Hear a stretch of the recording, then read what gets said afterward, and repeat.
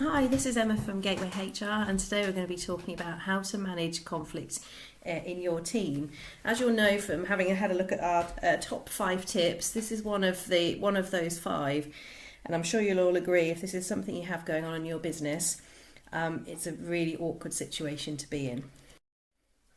So, does conflict occur in your practice or practices? Hopefully you're sat here looking at this thinking, no, I don't have an issue with that at all. If so, that's great. And how do you keep it that way? But equally, some of you might be sat here thinking, well, actually, things aren't quite as I would like them to be. Conflict doesn't have to be large scale. We're not talking here about people going out on strike. Of course, that does happen in some businesses, but generally not in optical practices. But conflict can range from anything. Those two members of staff that just aren't getting on with each other. Perhaps one team versus another, if that's the right way to describe it. So perhaps the reception team not getting on very well with the opticians, or perhaps even the management team. So give it some thought, and perhaps as we go through, you'll think, oh, actually, maybe there are a few things I can pick up from this. Okay, I make no apologies for putting this on here again. If this is something you've seen on one of our other videos, it's because it really is such a great quote and really, really relevant. So when it comes to conflict, never underestimate the impact that it can have on the individuals involved and also on yourself as the practice owner or practice manager. But sadly, being the person in that position, you're the person who has to deal with the conflict. So let's see what we can do to help you. Okay.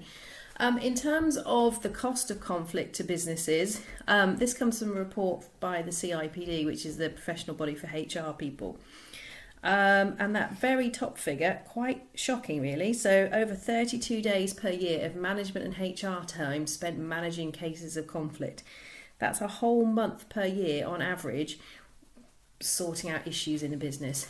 Again, hopefully in single or several practices in relation to opticians you don't spend that much time, but those of you who have ever been involved in conflict or arguments in the workplace, hopefully you'll really think, actually, yes, it does take up a lot of time when it happens.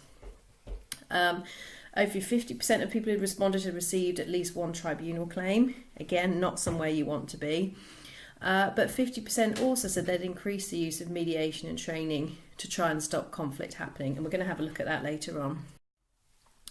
A couple more figures. The average compensation payment for a settlement agreement, so if conflict gets out of control and you're having to exit people from the business, an average, and bearing in mind this was 5 years ago now, was £10,000, although some said it went up to 25,000. And the average management time for dealing with settlement agreements, just under £2,000. So I don't think you needed convincing anyway. But in relation to why it's so important to manage it, that's just a few figures to think about. Okay, so what causes conflict and how can you spot it? This is a huge topic that there's no way that we can cover in this time. But conflict stems from all sorts of different things. Disagreements in the workplace, feelings of unfairness, clashes of personalities.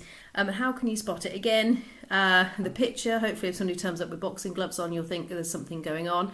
But again, perhaps team meetings are not as vibrant as they used to be. Perhaps you walk into the practice and you just feel quite uncomfortable being there. It can be all sorts of things. But as soon as you spotted there's an issue, you need to do something about it. Okay, managers and employees, if the conflict is between the two, it's quite often easy to assume that it's because you want completely different things. But actually, when we do this as part of a management training course, we do whole exercises around showing that actually both managers and employees usually want the same thing. So it's really thinking through, well, if that's the case, how does conflict happen? Okay, so our top tips for managing conflict, again, having to rush through these in the time that we've got, but most importantly, don't avoid it. Early intervention gives you the best chance that a conflict remains as maybe a slight tiff between the receptionist and the optom, as opposed to becoming a really, really difficult situation to manage, potentially resulting in people going off sick or perhaps even leaving the business. Have open communication and a supportive culture, so people can come and talk to you if they do have an issue. They can ask questions if they've got any concerns. Be very clear on the standards of behaviour that you're expected.